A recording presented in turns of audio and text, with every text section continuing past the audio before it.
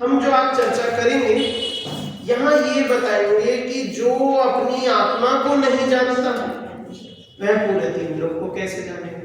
अभी जो गाथा पढ़ी थी उसमें क्या कहा था कि जो 3 लोग 3 काल को नहीं जानता वह अपनी आत्मा को कैसे जानेगा। और अब यहाँ क्या कह रहे हैं कि जो आत्मा को नहीं जानेगा तो 3 लोग को कैसे जानेगा, वो सब कुछ कैसे जानेगा, है ना। इसका जो तर्क दिया, इसका जो सॉल्यूशन दिया बहुत सरल दिया है। आज कठिन चर्चा नहीं है, लेकिन कुछ शब्द ऐसे आएंगे जो आपको नए लगेंगे, उनकी हम चर्चा यथायोग्य करेंगे। और जो एक सवाल अभी आप लोगों के मन में होगा, और ये सवाल मैंने भी उठाया था कि यहाँ कह रहे हैं कि जो 3 लोग को नहीं जानते वो आत्मा को नहीं जानते। पिछली बात हमें बोले अब भैया जो छद्मस्त जीव है, संसार है, वो तो 3 लोग को नहीं जानते, सबको पता है भाई। 3 लोग को जानना चाहते हैं मतलब वैसा भगवान बनना चाहते हैं, इसलिए वो कुछ कर रहे हैं। अब जो 3 लोग कोई नहीं जान सकते तो आत्मा कोई नहीं जान सकते, तो वो फिर कर क्या रहे हैं? वो अपना कल्याण कोई जीव कैसे करे? तुम कह रहे हो पहले सर्वज्ञ बनो तो तुम अपनी आत्मा को जानोगे, समझ में? तो अब तुम सर्वज्ञ पहले बनो, उसके लिए क्या करना कि आत्मा को जानना है। आत्मा को जानने के लिए क्या करना है? सर्वज्ञ बनना है। तो फंस गए, अटक गए आपस में। तो इसका उत्तर इसी की टीका में आगे दिया जाएगा, तो उसकी भी चर्चा अपनी आएगी। अभी हम इसे देखो थानिका पढ़ते हैं 76 पर सबसे ऊपर 48वीं गाथा में यह कहा गया है कि जो 3 लोक और 3 काल के सभी पदार्थों को एक साथ नहीं जानता वह संपूर्ण पर्यायों सहित अपने आत्मा को भी नहीं जान सकता। समझ में आया क्या बोला? जो पिछली बात, हाँ, वह आत्मा को नहीं जान सकता। अब इस 49वीं गाथा में यह कह रहे हैं कि जो एक अपने आत्मा को भी पूर्णतः नहीं जानता है वह सबको संपूर्णतः कैसे जान सकता है। अब अभी तो हमने दूसरी तरफ से बोला, वो बात थोड़ी हजम करने में मान लो किसी को दिक्कत हो, बोले कि अरे आत्मा को नहीं जाना तो क्या हो गया, लोग को तो जान ले। लेकिन जो ये बात है ना, तो यहां से सब कुछ बिल्कुल अपने को क्लियर हो जाएगा। यहाँ इस गाथा में चर्चा करेंगे भैया आत्मा को तक तो जान नहीं सकते, अपने हाथ पे रखा दिया तो जान नहीं सकते, और कह रहे पूरी दुनिया देखनी है। कैसे देखोगे? हैं भाई, जिसमें अपने हाथ के आगे रख के कोई वस्तु देखने की शक्ति नहीं है तो पूरी दुनिया को, दुनिया छोड़ो और आगे तक कभी क्या ही देखेंगे, समझ में? तो बस यही चर्चा है इस गाथा में, और इसकी टीका भी इसी तथ्य पर आधारित है, इसी तर्क पर आधारित इसकी चर्चा हम करेंगे। गाथा और पद्यान्वय पढ़ते हैं। दव्वम अनंत पज्जय मेघमणन्तानि दव्वजादानि न विजानति जदि जुगवम् किदसो सव्वाणि जानाति। अब जो ये गाथा है इसके 2 अर्थ हैं। ये 2 अर्थ कैसे? कि शब्दों का इधर उधर करके 2 तरीके से अर्थ का भाव दोनों का ऑलमोस्ट सेम ही निकलेगा, लेकिन फिर भी अर्थ 2 तरीके से है। तो दोनों अर्थ हम देख, चलो पद्यान्वय पहले पढ़ते, मैं भूल गया था। एक द्रव्य को पर्याय सहित यदि नहीं जाने जीव तो फिर जान कैसे सकेगा इस सात द्रव्य समूह को। कैसे जाते? हाँ, है ना। बिल्कुल जो बात उठाने का मैं कही थी, बिल्कुल बात है कि जो अपनी आत्मा को जो जीव नहीं जान सकता है तो वह इस पूरे 3 लोग को, उसमें सारे द्रव्यों को कैसे जाने। बहुत सामान्य, बहुत सरल बात है। इसके जो हिंदी के अर्थ है, ये दोनों अर्थ एक बार मैं पढ़ता हूं।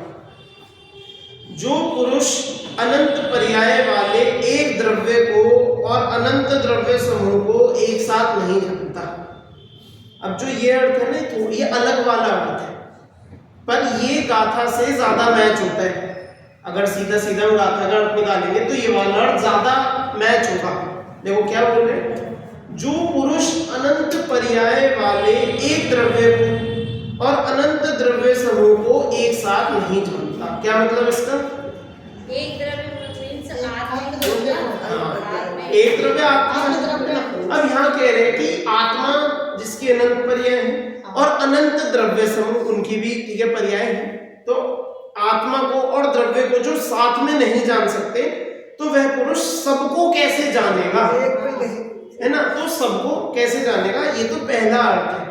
अब देखो दूसरा अर्थ यहाँ जो दिया, जो हमने जो पद्यानुवाद पढ़ा वो वाला अर्थ दूसरा वो है कि यदि अनंत पर्याय वाले एक द्रव्य को, आत्म द्रव्य को जो पुरुष नहीं जानता है, तो वह पुरुष एक साथ सबको अर्थात अनंत द्रव्य समूह को कैसे जानेगा। ठीक है, जो दूसरा अर्थ है वो तो देखो सही नहीं, दोनों ही सही है। यदि हम अर्थ निकालेंगे बैठ दोनों सही रहेंगे, लेकिन सीधा सीधा गाथा का अर्थ करके तो दूसरे वाला पहले वाला सा निकलता है, लेकिन जो उत्थानिका में बताया उसके अनुसार दूसरे वाला अर्थ सही लगता है। बात दोनों में ही सही है। हाँ, कहने का तात्पर्य दोनों ही अर्थों में इतना है कि जो आत्मा को नहीं जानता तो वह और सबको भी क्या ही जानेगा। तात्पर्य यहाँ पर हमें इतना सा निकालना है। समझ में आया सभी को? कुछ जल्दी तो नहीं चल रही, समझ में पकड़ में आया? देखो अब हम सीधा इसकी चलिए टीका पर ही चलते हैं। उक्त गाथा का भाव तत्व प्रदीपिका में आचार्य मृचंद्र इस प्रकार स्पष्ट करते हैं। प्रथम तो यह आत्मा ज्ञानमय होने से ज्ञातृत्व के कारण वस्तुतः ज्ञान ही है। अब देखो शब्दों में मैं वापस से कहूंगा, फंसना नहीं, उलझना नहीं, बहुत सीधा सीधा अर्थ में इसका बताते चलूंगा, उसे समझना है। जो प्रथम पंक्ति बोली, यह आत्मा ज्ञान में होने से ज्ञातृत्व के कारण वस्तुतः ज्ञान ही है। ये समझ में इसका क्या अर्थ है कि आत्मा ज्ञान है, बस आत्मा ज्ञान है। हाँ, कि भैया आत्मा में जो मूल गुण जो झलकता है, जिसका काम दिखता है, ज्ञान है, तो इसलिए आत्मा वस्तुतः ज्ञान है, बस अभी इतना। ठीक है, तो सबसे पहली पंक्ति कहां से शुरू करें कि आत्मा ज्ञान है। ठीक है, चलो अब देखो आगे क्या होता है। और वह ज्ञान प्रत्येक आत्मा में रहता हुआ प्रतिभासमय महासामान्य है। अब दो शब्द बोले, पहला बोला प्रतिभासमय, दूसरा बोला महासामान्य। ये क्या? मैं पहले बाकी का अर्थ बता रहा हूं।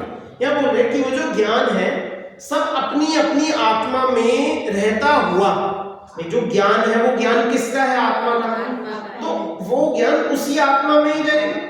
ठीक है, तो यहाँ कह रहे हैं वह रहता हुआ कैसा है? सबसे पहला बोला प्रतिभासमय है। प्रतिभासमय मतलब हर समय झलकता हुआ, कि उसका हर समय प्रतिभासन पना हो रहा है, उसका एक जानना हो रहा है। हाँ, हर समय जानना जाना, अपनी सादी भाषा में बोले हर समय जानन पना कायम है, वो प्रतिभास में है। मतलब किसी जीव की यदि पहचान करनी हो तो उसके ज्ञान से की जा सकती है। क्यों? क्योंकि ज्ञान कभी रुकता नहीं है, बंद नहीं होता। समझ में आया? जो ज्ञान है वो कभी बंद नहीं होता। तो उसके लिए पहले बोला कि वह ज्ञान आत्मा में रहता हुआ प्रतिभासमय है। और प्रतिभासमय कैसा? महासामान्य। अब महासामान्य ये क्या है? अब सामान्य आप लोग जानते हैं क्या होता है? महासामान्य हमें एक ये सामान्य शब्द बोला है यहाँ पर। सामान्य को उल्टा क्या होता है? विशेष। विशेष होता है। तो सामान्य और विशेष, ये आप जानते हो क्या होते हैं? सामान्य और विशेष पढ़ा होगा आप लोग।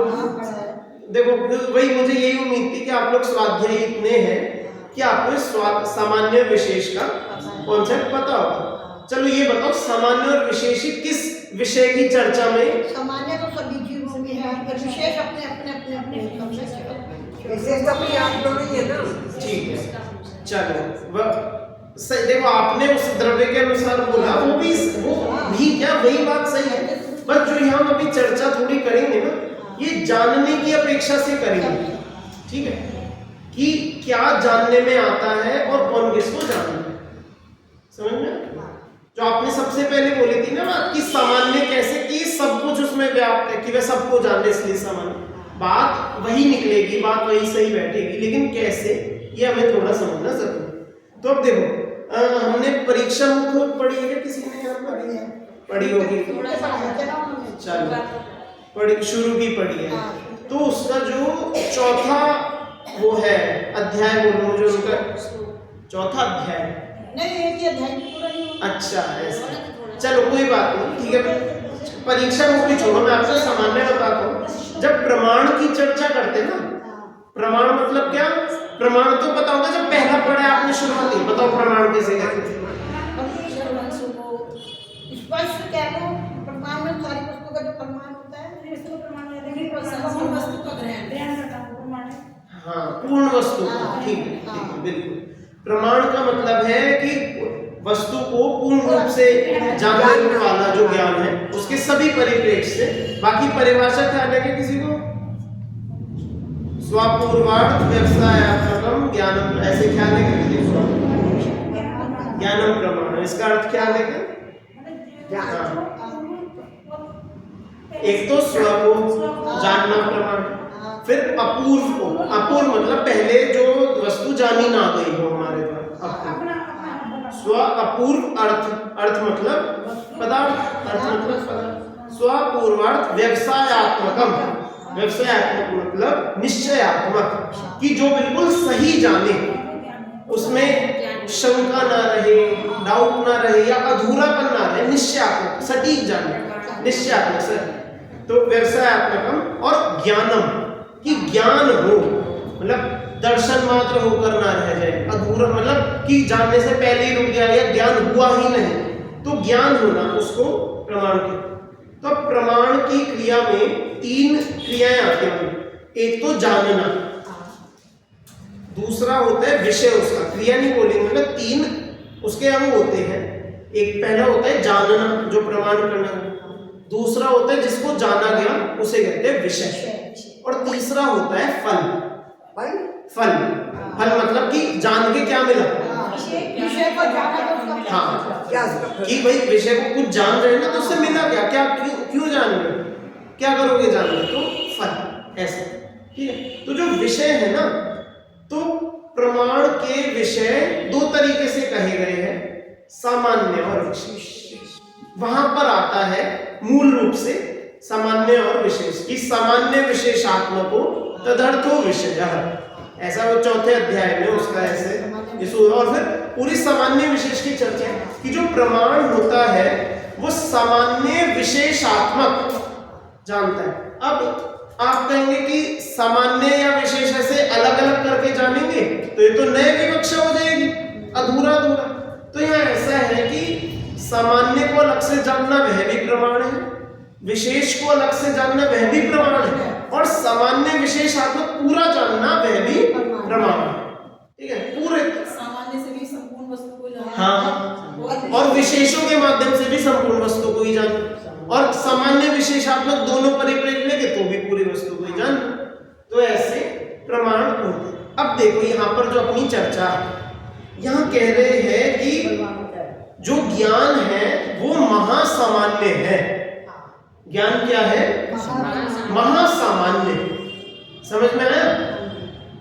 ज्ञान को महासामान्य क्यों बोले यहाँ पर, इसका क्या रीजन दिया कि सबसे पहले तो बताया कि ज्ञान खुद आत्मा, ज्ञान खुद क्या है, ज्ञान किसे बोल रहे हैं यहाँ पर, ज्ञान किसे बोल रहे हैं, आत्मा को ही बोल रहे हैं, है ना। ज्ञान क्योंकि खुद ही आत्मा है।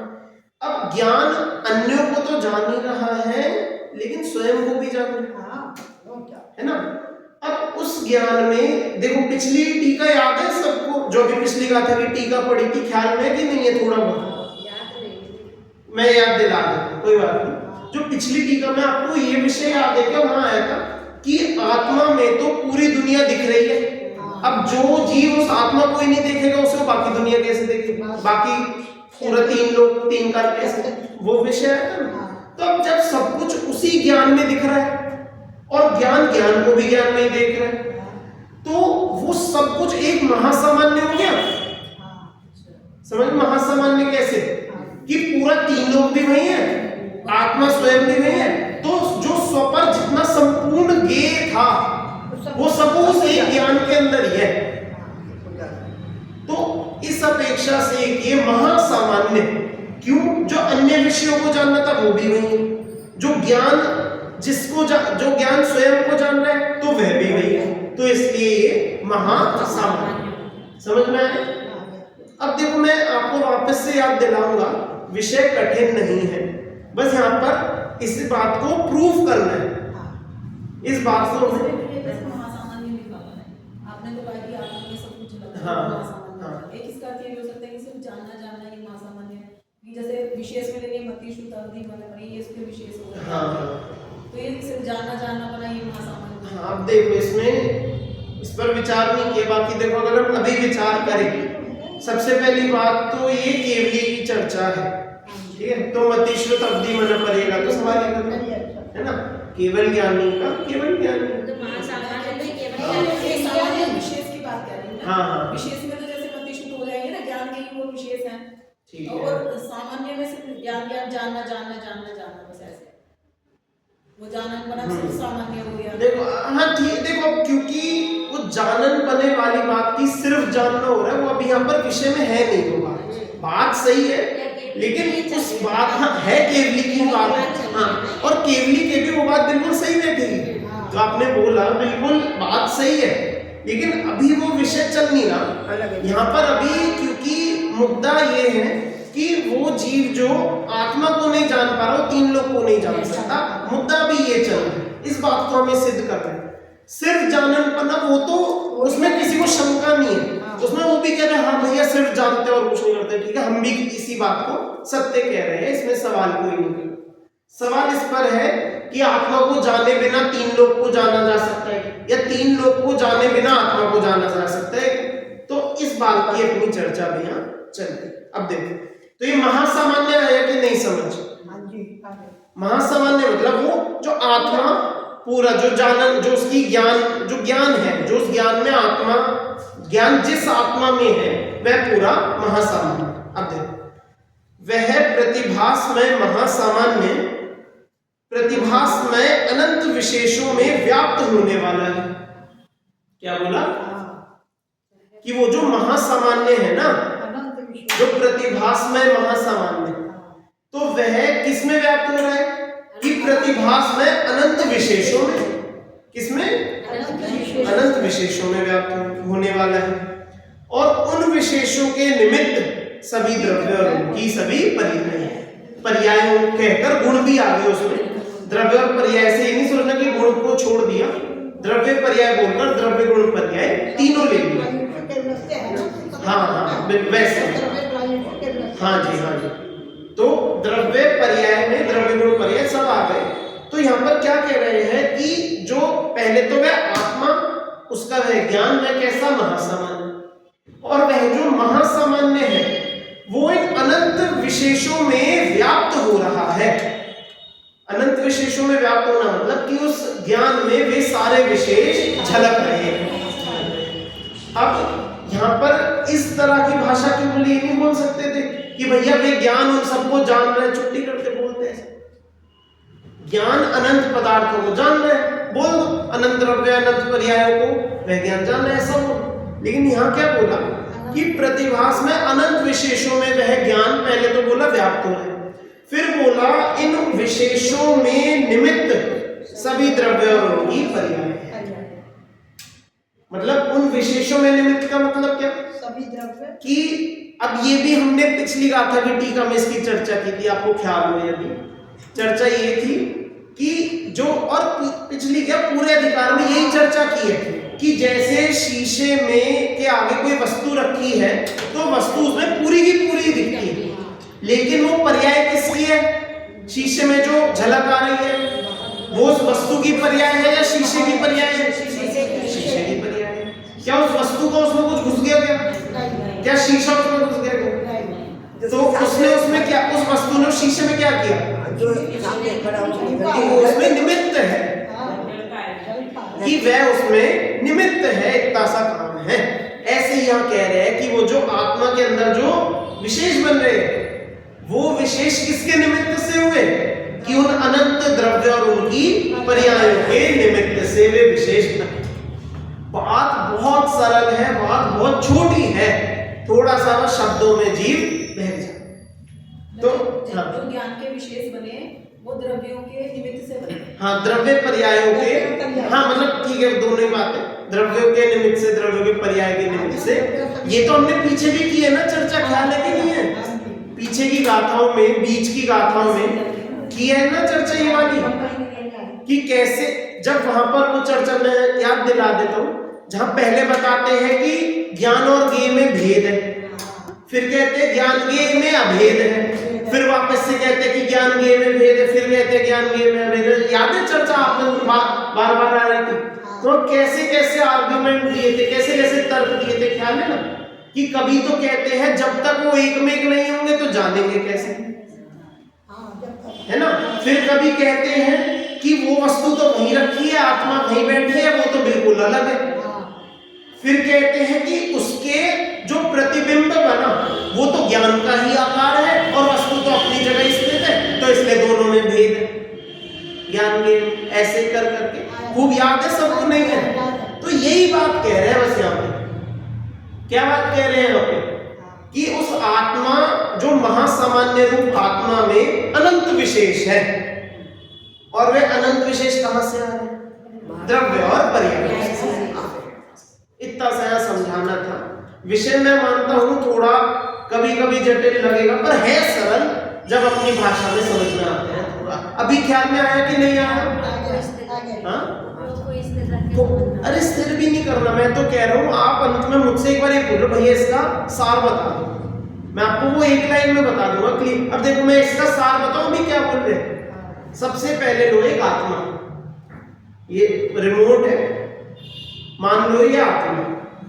अब इस आत्मा ये कैसी है? ज्ञान वाली। आत्मा कैसी है जी? ज्ञानमयी है, तो ज्ञान ही है ना? अब इस पूरे ज्ञान में क्या क्या आ रहा है? कि सब कुछ आ रहा है। सब कुछ में क्या क्या है? कि बहुत सारे अलग अलग तरह के विशेष आ रहे हैं, और वो विशेष कहां से आ रहे हैं? किसके निमित्त से? कि जो द्रव्य पर्याय है उनसे आ रहे हैं, उनकी झलकें आ रही है। तो ये क्या हो गया? एक बड़ा सामान्य, जो ये आत्मा है ये तो हो गया बड़ा सामान्य, और ये जिसको जान रहा है वे छोटे छोटे अनंत अनंत विशेष। ये इतने ये पूरे का एक अपनी भाषा में सार हो गया। देखो अब जो मेरे बताने में कुछ शब्द इधर उधर भी हो सकते हैं, गलती भी हो सकती है, तो यथा योग्य समझना। मैं ये नहीं कह रहा कि बिल्कुल मैंने एक्यूरेट बताया, उसमें गलती निकल सकती है, पर एक समझने के रूप से आप इस बात को ऐसे समझ सकते हैं। अब देखो, अब आगे बढ़ते हैं। देखो अब आगे बढ़ते हैं। अभी तो ये एक आपको एक स्टेज तैयार कर दी, स्टेज या फिर कहो जो जैसे एक होती है लेबोरेटरी, वहां पर सारे केमिकल आपको रख के बता के कि भैया ऐसे ऐसे अब आपके सामने रख दिए, सब तैयार कर दिया। अब बता रहे कि होगा क्या। देखो अब जो आत्मा सभी द्रव्य और उनकी सभी पर्याय जिनके निमित्त हैं, ऐसे विशेषों में व्याप्त होने वाले प्रतिभास में महासामान्य रूप आत्मा का स्वयं प्रत्यक्ष नहीं करता। बस पहले इतना समझे, वैसे समझ में आया होगा, जिन्होंने ध्यान से पढ़ा होगा समझ में आया होगा। फिर से पढ़ता हूं। अब उस आत्मा के लिए दो सिचुएशन खड़ी कर रहे हैं, दो सिनेरियो, दो सिचुएशन है, दो इंस्टेंस अलग अलग खड़े कर रहे हैं। पहला बोला कि वो जो आत्मा है, देखो सभी द्रव्य, जो आत्मा सभी द्रव्य और उनकी पर्याय जिनके निमित्त ऐसे अनंत विशेष में व्याप्त होने वाले प्रतिभास में महासामान्य रूप आत्मा का स्वयं प्रत्यक्ष नहीं करता। मतलब शॉर्ट में पढ़ूं, जो आत्मा महासामान्य रूप आत्मा का स्वयं प्रत्यक्ष नहीं करता, इस पूरे का इतना सा सार क्या बोला कि जो आत्मा आत्मा का स्वयं प्रत्यक्ष नहीं करता, इतना सा यहाँ पर बोल रहे हैं। अब इसमें भी वही बात आ रही है। हाँ वही पढ़ा, बस मैंने जो बीच का जो विस्तार था मैंने अभी 2 सेकंड के लिए हटा दी। ठीक है, क्या बोल रहे हैं यहाँ पर? यहाँ पर ये बोल रहे हैं कि यदि वो जो आत्मा है, अब उस आत्मा में तो वे अनंत विशेष तो है ही, हमें पता है व्याप्त है, लेकिन जो आत्मा उस आत्मा महासामान्य रूप आत्मा का स्वयं प्रत्यक्ष से अनुभव नहीं कर रहा, क्या बोला? स्वलोक प्रत्यक्ष नहीं कर रहा है, वह प्रतिभासमय महासामान्य के द्वारा व्याप्त प्रतिभासमय अनंत विशेषों के निमित्त भूत सभी द्रव्य और उनकी सभी पर्यायों को प्रत्यक्ष कैसे कर सकते? अब कह रहे कि आत्मा को नहीं देखा, आत्मा को नहीं देखा तो आत्मा में बैठे अनंत विशेषों को नहीं देखा। और अनंत विशेष किसके थे, किसके निमित्त से आए थे? क्यों? अनंत द्रव्य और पर्याय से आए थे, तो उनको भी नहीं देखा। तो जिनने अपनी आत्मा को नहीं जाना तो उन अनंत द्रव्य पर्यायों को कैसे जान रहे हैं? मतलब नहीं जान सकते। अब देखो बात सारी वही है जो कहा था मैं हमने शुरू में 2 पंक्तियों में पढ़ ली, बस उस बात को सिद्ध करना है, इसलिए इतना सब खोल के खूब विस्तार से समझा। समझ में आया वैसे सभी को क्या कह रहे हैं विषय में? ख्याल में आया नहीं आया? चल देखो इतना समझ में आ गया ना जो अभी यहाँ बोला। ये बात वाली लाइन फिर से पढ़ता हूँ। वह प्रतिभासमय महासामान्य के द्वारा व्याप्त प्रतिभासमय अनंत विशेषों के निमित्त भूत सभी द्रव्य और उनकी सभी पर्यायों को प्रत्यक्ष कैसे कर सकेगा? जो आत्मा को नहीं जानेगा तो आत्मा में बैठे विशेषों को नहीं जानेगा, विशेष अनंत द्रव्य और पर्यायों के थे तो उनको भी नहीं जानेगा। इतना यहाँ पर कह, ख्याल में आया? इससे यही फलित होता है कि जो आत्मा को नहीं जानता वह सबको भी नहीं जानता है। क्या बोला? जो आत्मा को नहीं जानता वह सबको भी नहीं जानता। इससे यह निश्चित होता है कि सबके ज्ञान से आत्मा का ज्ञान और आत्मा के ज्ञान से सबका ज्ञान होता है। यह बात बिल्कुल सिद्ध होती है, निश्चित होती है। ऐसा होने पर आत्मा ज्ञानमयता के कारण स्वसंचेतक होने से, क्या बोला? ऐसा होने पर आत्मा ज्ञान के कारण संचेत होने से, स्वसंचेतक होने से आत्मा का ज्ञानमयता कि आत्मा खुद ही जो ज्ञानपना है, तो उसके स्वसंचेतक कि खुद को जानने वाला होने से, संचेतन मतलब कि अपना आभास होना, संचेतन मतलब अपनी खुद की मौजूदगी का पता होना, अपनी सामान्य भाषा में समझो, अपनी सत्ता का भान होना संचेतन, और स्वसंचेतन कि अपने से ही अपने का भान होना, इसे बोला स्वसंचेतकपना। तो ऐसा क्योंकि अब स्वयं की ज्ञानमयता है, ज्ञान कहीं बाहर से नहीं आ रहा, ज्ञान भी अपना है और अपने को जानने की जो क्रिया वह भी अपनी है, अपने से ही हो रही है, अन्य कहीं से नहीं हो रही। ऐसा होने पर आत्मा ज्ञानमयता के कारण स्वसंचेतक होने से ज्ञाता और ज्ञेय का वस्तु रूप से अन्यत्व होने पर भी, क्या बोला? ज्ञाता और ज्ञेय अलग है भाई, वस्तु रूप से भाई ज्ञेय यहाँ रखे, आत्मा वहां रखी, तो दोनों अलग है वस्तु रूप से। अन्यत्व होने पर भी प्रतिभास और प्रतिभासमान इन दोनों का स्व अवस्था में अन्योन्य मिलन होने के कारण, कि वैसे तो दोनों ज्ञेय और ज्ञान अलग है, लेकिन क्योंकि प्रतिभास और प्रतिभासमान, प्रतिभास और प्रतिभासमान की प्रतिभास को आत्मा कर रहा है और प्रतिभास किसका हो रहा है? कि आत्मा को तो हो ही रहा है और आत्मा में आने वाले अनंत ज्ञेयों का भी प्रतिभास हो रहा है। आत्मा का तो जाननपना हो ही रहा है, लेकिन आत्मा के साथ साथ आत्मा में जो अनंत विषय है उनका भी तो प्रतिभास हो रहा है। तो यहाँ बोल रहे हैं क्योंकि वे जितने भी ज्ञेय हैं वो सब उसी एक जगह पर स्थित है, उसी आत्मा के अंदर, है ना। तो ऐसे प्रतिभास और प्रतिभासमान इन दोनों का स्व अवस्था में अन्योन्य मिलन होने के कारण कि वो उसी आत्मा के अंदर बिल्कुल ऐसे मिले हुए जैसे एक ही हो, क्योंकि जो ज्ञेय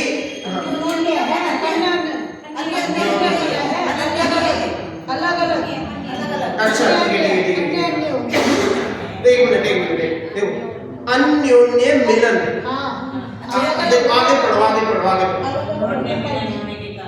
अन्योन्य मिलन होने के कारण उनमें भेदभाव करना अत्यंत अशक्य होने से, अनंत ये क्या बोला? भेदभाव होने के कारण अत्यंत अशक्य होने से,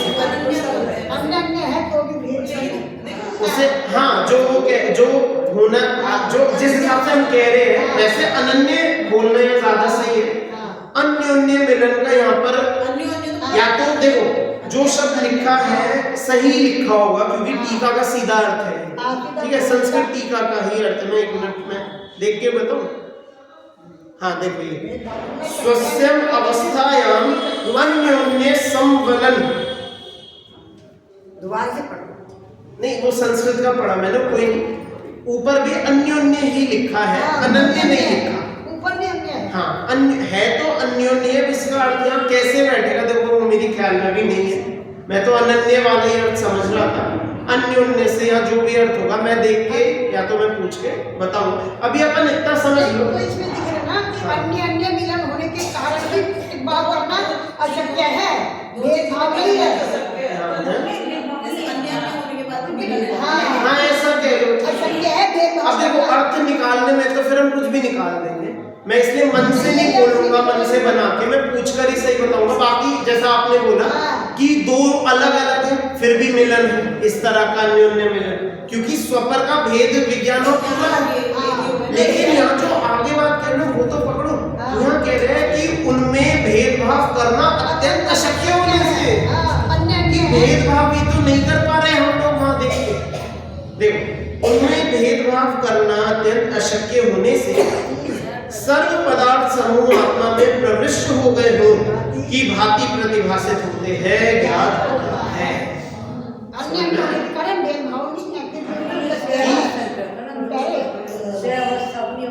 हाँ देखो कहना ये चाह रहे हैं कि आत्मा उनको अपने से ही भाषित करता है। जो पर पदार्थों को, अनंत पदार्थों को जानता है ना, उनको वह अपने अंदर से ही जानता है। ऐसा नहीं जैसे हम आंखों से दूर वस्तु को देखते ना, इस तरह से नहीं जानता। वे सब आत्मा के अंदर स्वयं झलकते हैं तो वे दिखते हैं, इस तरह से आत्मा ने जानते हैं। ये सिद्ध करना है, क्योंकि अगर कोई बोल दे कि नहीं नहीं हमारे भगवान तो हर वस्तु को जा जाकर देखते हैं, हर वस्तु के पास जा जाकर उनको वहां खड़े होकर देखते हैं, तो ये बात सारी खत्म हो जाएगी। तो वो कह सकेंगे कि आत्मा को जाने बिना भी 3 लोग को जान लेंगे। लेकिन हमें सिद्ध ही क्योंकि ये करना है कि जो आत्मा को जानता है वही 3 लोग को जान सकता है, इसलिए हम ये यहाँ पर कह रहे हैं कि क्योंकि वे सभी के इस आत्मा के अंदर ही प्रतिभाषित है, ऐसे मिलनसार है कि उनमें भेद नहीं खड़ा होता, इसलिए वह आत्मा उनको सहज ही जानता है। आत्मा उन सभी पदार्थों के प्रतिभासन को स्वयं से करता है, ऐसा यहाँ पर बिल्कुल निश्चित रूप से ऐसा। तो अब देखो अब इसका नकारात्मक रूप भी बता रहे हैं। यदि ऐसा ना हो तो कैसा ना हो कि यदि आत्मा सबको ना जानता हो तो ज्ञान के परिपूर्ण आत्म संचेतन का अभाव होने से परिपूर्ण एक आत्मा का भी ज्ञान सिद्ध नहीं होगा। अब भैया तुम तो कह रहे हो कि सब कुछ नहीं जान सकता, तो आत्मा को भी पूरा ही क्या जानेंगे? अगर तुमने उनकी सीमा बांध दी कि भैया अनंत को नहीं जान पाए, तो आत्मा की भी अनंत पर्याय है, उनको भी नहीं जान पाए। भैया तुम्हारे भगवान जो अपनी आत्मा को ही नहीं जान पा रहे, भगवान किस बात के? उनका भगवान पद से भी हटा दो, उन्हें भगवान भी क्यों बोलते हो? उन्होंने ऐसा क्या कर दिया? तो इसलिए अंत में सिद्ध तो यही करना है कि जो आत्मा को जानता है वही 3 लोक को, 3 काल को जानता है। अब देखो जो चर्चा की ना, यहाँ ये नहीं कह रहे कि अगर हम अपनी आत्मा को जान ले तो हम सर्वज्ञ हो गए, ऐसा नहीं। यहाँ सर्वज्ञ के लिए ही कह रहे हैं कि यदि सर्वज्ञ भगवान अपनी आत्मा को जानते हैं तो ही वे 3 लोक को जान सकते हैं। ये चर्चा है, यहाँ उस तरफ से नहीं समझना कि हम अपना कल्याण करें तो फिर हम सर्वज्ञ हो जाएंगे, वो विषय अलग है। यहाँ पर विषय केवल भगवान का चलता है, ठीक है। अब देखो, अब जो पहले वाला प्रश्न था वो यहाँ वापस से आ रहा है। यद्यपि आचार्य जयसेन तात्पर्य वृत्ति नामक टीका में इस गाथा का तत्व प्रदीपिका के समान ही करते हैं, तथापि वे स्वयं शंका उपस्थित कर उसका समाधान इस प्रकार करते हैं। अब यहाँ शिष्य कहता है कि आत्मा का ज्ञान होने पर सबका ज्ञान होता है, ऐसा यहाँ कहा गया है, किंतु विगत गाथा में कहा गया था कि सबका ज्ञान होने पर आत्मा का ज्ञान होता है। ये पिछली गाथा में ऐसा बोला था। यदि ऐसा है तो छद्मस्तों को तो सबका ज्ञान नहीं होता, उन्हें आत्मज्ञान कैसे होगा? भाई जेन्युइन क्वेश्चन है, बिल्कुल सवाल सही है कि नहीं? हाँ। अब आप कह रहे हो कि जब तक ज्ञान नहीं होगा तीन लोग का आत्मा को नहीं जान सकते। अब भैया हम तो छदमस्ते बेचारे, हमें तो कर्मों ने बांध रखा हम तो जानते है, हमें हमारा तो ज्ञान बहुत सीमित है, तो हम तो आत्मज्ञान कर ही नहीं सकते। फिर आत्मज्ञान के अभाव में आत्मभावना भी कैसे हो सकती है? आत्मज्ञान और आत्मभावना के अभाव में केवल ज्ञान की उत्पत्ति संभव ही नहीं। भैया तुमने तो हमारा मोक्ष मार्ग ही बंद कर दिया। हमारा यहाँ मोक्ष मार्ग शुरू होने से पहले ही उस पर फुल स्टॉप कर ही नहीं सकते मुझे। तो अब देखो इसका बहुत ही सिंपल, बहुत ही शानदार, बहुत सामान्य सा उत्तर देंगे, लेकिन इस उत्तर में बहुत देखो बहुत सामान्य उत्तर दिया। और ये ऐसी छोटी छोटी बातें जिन्हें हम सोचना भूल जाते हैं, हमारे दिमाग में होती है लेकिन हम बस सोचते नहीं उस बारे में। ऐसा उत्तर है। देखो उक्त आशंका का समाधान करते हुए आचार्य कहते हैं कि परोक्ष प्रमाणभूत श्रुत ज्ञान के द्वारा सभी पदार्थ जाने जाते हैं। छुट्टी याद आ गया? श्रुत केवली वाला विषय ख्याल है नहीं? जब वहां बोल दिया कि भैया श्रुत केवली वे भी केवली ही है, क्यों? क्योंकि वे द्वादशाओं के पाठी है और अपने आत्मा के अनुभवी है। बस हमें इससे ज्यादा कुछ नहीं चाहिए। और उसमें फिर ये भी बोल दिया कि श्रुत केवली है, श्रुत केवली में से श्रुत हटा दो। श्रुत तो बस एक शब्द रूप उपाधि है, श्रुत तो बस जिनवाणी का नाम है, उसे हटा दो तो क्या बचा? केवली बचा। तो ये क्या है? केवली है। तो यहाँ वैसे जो वहां बात थी, ऐसे ही यहाँ यदि हम कहे, और कहे क्या, सत्य ही ये है कि अपने श्रुत ज्ञान जो है, परोक्ष प्रमाण रूप जो ज्ञान है, उससे सब कुछ जाना जा सकता है। बताओ ऐसा क्या है जो हम श्रुत ज्ञान से नहीं जान सकते? बताओ कि जान हम सब कुछ लेंगे। अब आप उसके बारे में कुछ हमसे बता ना पाए, पर जान हम सब कुछ लेंगे। परोक्ष है ना? परोक्ष एक एक परमाणु का हिसाब है, एक एक पदार्थ का, एक एक वस्तु का, सबका हिसाब दे सकते हैं। बस जैसे आप सोचोगे, चाहे वैसे नहीं, पर किसी न किसी तरीके से हर पदार्थ को जाना जाएगा। समझ? देखो यदि कोई कहे कि परोक्ष प्रमाणभूत श्रुत ज्ञान द्वारा सभी पदार्थ कैसे जाने जा सकते हैं, भाई सवाल है परोक्ष ज्ञान है, सबको कैसे जानेगा? तो उससे कहते हैं कि छद्मस्तों के भी व्याप्ति ज्ञान द्वारा, अनुमान प्रमाण ज्ञान द्वारा लोकालोक का ज्ञान होता देखा जाता है।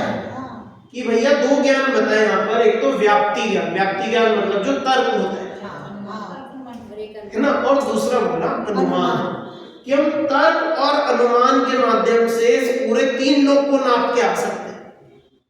हमें कहीं जाने की जरूरत नहीं, हमें कुछ करने की जरूरत नहीं, मात्र तर्क और अनुमान। जब अगर ये दोनों अपन सही से इनका उपयोग करें, ऐसा नहीं उल्टे सीधे कुछ भी मन से तर्क अनुमान बना लें, जब तक इनका सही सही उपयोग करते रहे तो हम पूरे तीन लोग को भी जान ले, तीन लोग का जो जन्मान है सब जान ले, और सब कुछ बिल्कुल सही जानने में आएगा। देखो केवल ज्ञान संबंधी विषय को ग्रहण करने वाला वह व्याप्ति ज्ञान परोक्ष रूप से कथनचित आत्मा ही कहा गया है। क्या बोला? केवल ज्ञान संबंधी विषय को ग्रहण करने वाला, केवल ज्ञान संबंधी विषय मतलब केवल ज्ञान जिसको जानना है ना, मतलब सामान्य जो जगत के जो भी अनंत पदार्थ, तो केवल ज्ञान संबंधी विषय को ग्रहण करने वाला जो वह व्याप्ति ज्ञान परोक्ष रूप से कथनचित आत्मा ही का, वह भी तो ज्ञान ही है, तो उस अपेक्षा से वह भी आत्मा ही है। जो परोक्ष ज्ञान है, ज्ञान के होने के कारण से वह आत्मा ही तो हुआ। अथवा स्वसंवेदन ज्ञान से आत्मा जाना जाता है और उसी से आत्म भावना की जाती है। शॉर्ट में उत्तर इतना सा है कि इस परोक्ष ज्ञान के माध्यम से हम अपनी आत्मा को जानते हैं। अभी प्रमाण ज्ञान नहीं है, केवल ज्ञान नहीं है, तो क्या छोड़ो, जब होगा होगा, हमें चाहिए भी नहीं, जब हो ठीक है, ना हो तो ठीक। हमें तो अपनी आत्मा का अनुभव चाहिए, किससे? हमें उससे मतलब कोई वास्ता नहीं है हमें उसका कि केवल ज्ञान नहीं होगा तो ही आत्मा को जानेंगे, ऐसा हम तो भैया जितने इतने से जाके इतना से समझ में आया ना सभी। तो यहाँ इतना सा देखो कितना बहुत सिंपल उत्तर है कि भैया तुम चिंता मत करो, मोक्ष मार्ग कभी रुका नहीं। हमारे पास जो ज्ञान है हम लेंगे। हमें कोई ऐसा नहीं कि केवल ज्ञान होगा तो ही हम अपना कल्याण करेंगे, कोई सिद्धि करनी, कुछ ये करना, ऐसा कुछ नहीं।